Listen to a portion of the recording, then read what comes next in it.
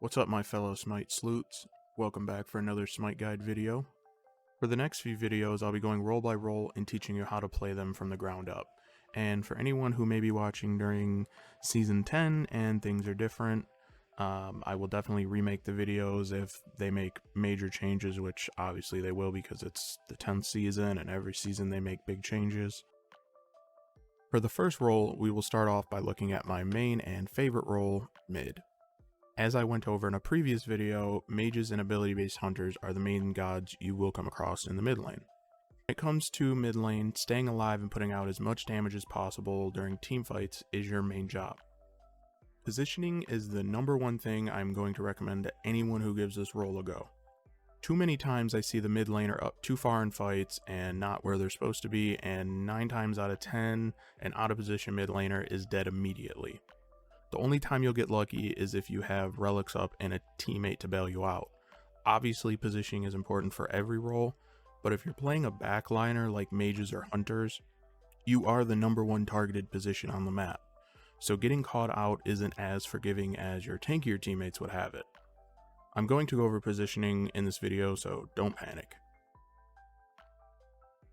As of Season 9 in Smite, mid laners will be starting at either the red or the speed buff with their junglers, then moving to the other buff they chose to do second. From there, you're on to the laning phase, or what a lot of us call the early game. At this point, your jungler and the enemy jungler will either be in lane clearing with you, or off in the jungle clearing their camps for more farm. The junglers are going to be constantly moving around all games, so that is your number one threat early on to worry about when it comes to ganks. Clearing your mid wave should always be your priority.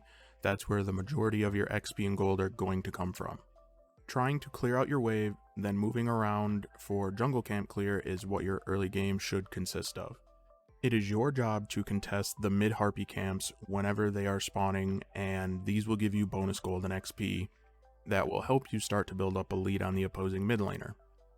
The Chalice Offering and Oracles are also 2 more neutral camps that are also in your area of farm. Doing the Scorpion near Pyromancer and even clearing back camps with your jungler are also other camps you will commonly be doing early.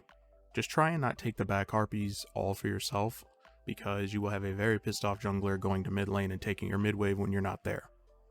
When it comes to fighting in the early game, it is mostly 2v2 with you and your jungler against the opposing 2 contesting neutral farm. If you know where the enemies are on the map, including the side laners, it's okay to try and force 1v1 fights with the enemy mid if you know it's a good move for you. Also, trying to push their minions under tower is good because it'll take away from the amount of gold they can get. When it comes to early game warding for the mid, your most common spots will be here and here at the red buff cut, and keeping a sentry ward around the red buff cut is a good idea because it is an area commonly warded by enemy junglers and support, so they can see when the enemy mid laner is making their rotation to red. Other good spots for mid to ward are at the high side entrances here and here. Just be careful of stepping up that far. I tend to ward those when I'm playing a bit more aggressive in mid because it'll be common for the enemy mid to receive peel immediately from their support and jungler from those entrances. Shifting into the mid game now, you will tend to have to worry about the opposing support being glued to the enemy mid's hip. But that also means you have a support friend of your own now.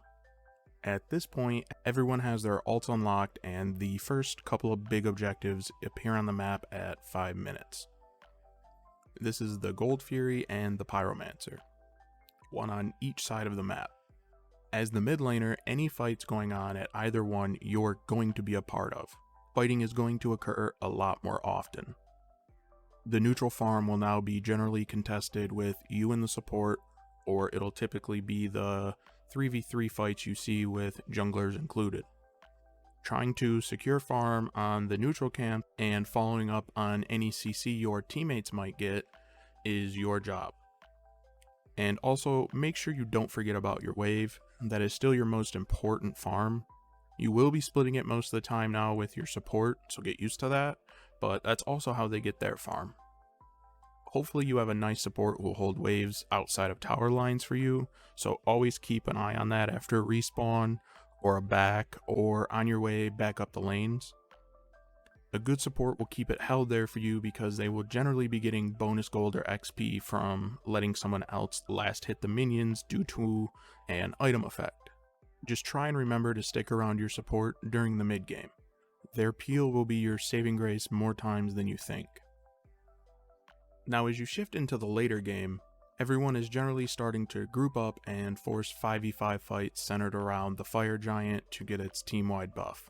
During these fights, positioning becomes the most crucial. At this point in the game, you can be one-shotted if someone gets a hold of you with crowd control. So make sure you are staying back behind your teammates to put off your damage. You will typically find yourself working with your carry and support to stay alive and fight. Junglers and solos will be targeting you and your carry because that's their job at this point in the game. They want to eat you and your carry alive, so always keep an eye out for them when you're fighting. When it comes to sieging enemy towers and phoenixes, or even defending your own, your job still doesn't change. It's stay alive and follow up on your teammates' CCs with your absurd late game burst. Just remember to position yourself safely and stick to those who can peel for you. Try not to use your escape abilities to initiate because good players will recognize that and immediately jump on you. Learning conquest can seem like a very daunting task, but if you take it role by role and really understand how to play each one, I do promise it becomes easier. Well, that's all for this video. Hope you learned something about the mid lane role.